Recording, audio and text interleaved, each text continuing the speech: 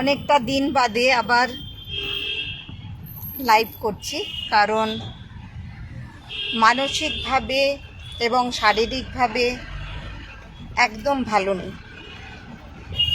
তো আমি কোনোটাই কখনো জানাই না, যেটুকুনি মনে হয় দরকার ততটুকুনি বলি।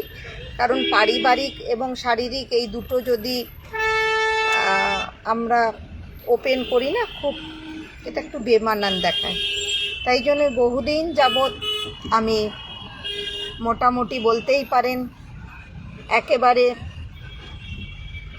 নভেম্বরের 4 তারিখ থেকে আমি ফেসবুকে যেটুকুনি আপলোড দেখেছেন, কারণ অ্যাক্টিভ থাকার জন্য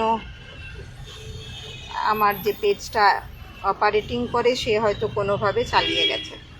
তো এটা আমার একটা নিজস্ব কাজের জন্যই আমি করি, যে পেজটা অ্যাক্টিভ রয়েছে, কিন্তু মানে মানসিকভাবে পেজে আমি ছিলাম না।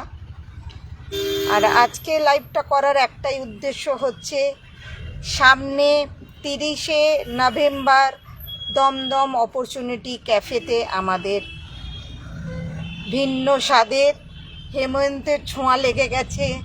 একটু তো মনটা একেবারে শীতের মধ্যে চলে গেছে, যার ফলে একটু আমরা ভিন্ন স্বাদের প্রোগ্রাম করতে চলেছি। হ্যাঁ, অনেকে অবশ্য 22শে নভেম্বর 26শে নভেম্বর বিজয় উৎসব করছে। এটাও একটু হাসি পাচ্ছিল যে মা দুর্গা কি নেক্সট বছর আর আসবে না, যে যার জন্য এখনও তারা বিজয় উৎসব পালন করছে। তো যাই হোক, প্রোগ্রাম করতে হবে মানে যে সবসময় মা দুর্গাকে টেনে মা কালীকে টেনে আমি প্রোগ্রাম করি না, আমি থিমের ওপরেই প্রোগ্রাম করি। সেটাই মনে হয় তাতে গিয়ে শিল্পী যারা পরিবেশন করে, সঙ্গীত বলুন, নৃত্য বলুন, আবৃত্তি বলুন, তারা সেই লেভেলে পরিবেশনটা করতে পারে। তো যাই হোক, যার যা রুচি সে সেভাবে কাজ করবে।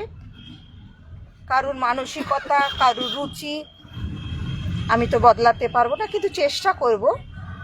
না জানলে শিখুন, এটা লাইভ অন ক্যামেরাই বলছি। সবাই যে সব জানবে তা নয়, আমিও অনেক কিছু আমি জানিই না কিছু, আমি সবার থেকে শিখি, ছোট্ট ছোট্ট বাচ্চাদের থেকে শিখি, কারণ তারা স্বচ্ছ চোখ।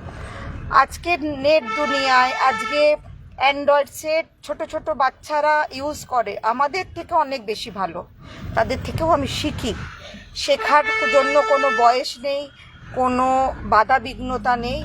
আপনার মানসিকতা বদলে আপনি শিখতে থাকুন। যাই হোক, 30শে নভেম্বর আমাদের দমদম অপরচুনিটি ক্যাফেতে, আপনারা জানেন জেগে ওঠো গৃহবধূ ট্রাস্টের একটা ভিন্ন স্বাদের প্রোগ্রাম।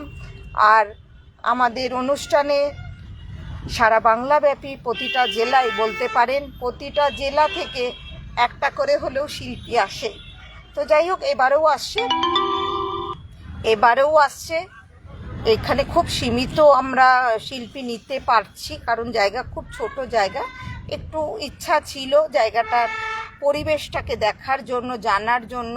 আর সবথেকে মজার ব্যাপার হচ্ছে যে ক্যাফেতে আমরা প্রোগ্রামটা করছি, ক্যাফেটা মানে ওই এন্টারটেন করার ক্যাফে তো নয়।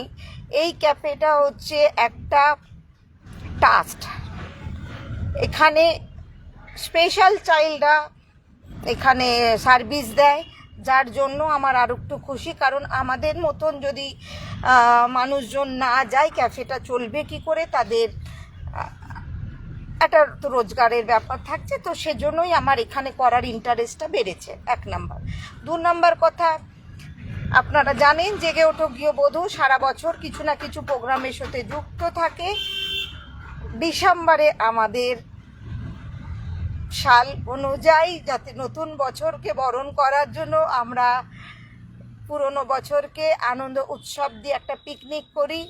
সেটা প্রত্যেক বছর আমার একটু অন্য জেলাতে যাই, আমার প্রশাসনিক বিভাগ থেকে সহযোগিতা পাই বলে যেতাম, কিন্তু যার সহযোগিতায় যেতাম, খারাপ লাগছে তিনি আজ আমাদের মাঝে নেই। তো তার জন্যই আমি এতখানি সাহস নিয়ে আমি যেতে পারবো না এই মুহূর্তে, এখনো সেইভাবে আমি মানসিকতাভাবে তৈরি নেই, কারণ আমার পরিবারও, আমার হাজব্যান্ডের আরও ভাই আজকে একটু অসুস্থ, মানে আমাদের থেকে দূরত্ব, মানে ভগবানের কাছে চলে গেছেন, যার জন্য আমাদের মানসিকতা ভালো নেই।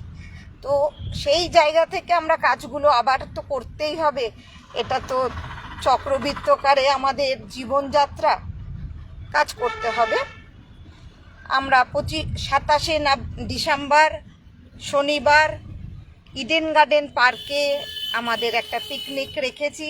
আর পিকনিকে আপনারা জানেন প্রত্যেক পরিবারের সদস্যরা মিলেই থাকে, শুধুমাত্র হাজব্যান্ড থাকবেন, ওয়াইফ থাকবেন না তা নয়, তাদের ছেলে মেয়ে পুরো পরিবার নিয়ে এটা একটা জেগে ওঠো গৃহবধূ ট্রাস্টে অনেক বড় পিকনিক হয়।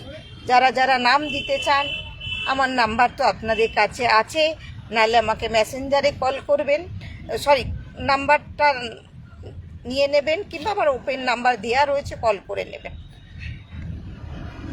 তারপরেও জানুয়ারির একটা আগাম জানিয়ে রাখলাম, আমরা গঙ্গার বক্ষে আমরা নবীনবরণ করব বছরকে, সেখানে একটা আমাদের কথা হয়েছে, পুরোপুরি সেটাও জানিয়ে দেবো, ডেটটা আপনাদেরকে জানিয়ে দেবো কবে থেকে আমরা ওটা করছি। কথা হয়ে গেছে, কি মেনু হবে সবই হয়ে গেছে, একটুখানি তারিখটা শনিবার না রবিবার সেটা নিয়ে 2026 জানুয়ারিতে গঙ্গার বক্ষে জেগে ওঠো গৃহবধূ ট্রাস্ট থাকছে। তো আপনারা ভালো থাকুন, সুস্থ থাকুন, আবার দেখা হবে কোনো একটা লাইভে। 30 নভেম্বর অপরচুনিটি ক্যাফেতে দেখা হচ্ছে আপনাদের সাথে।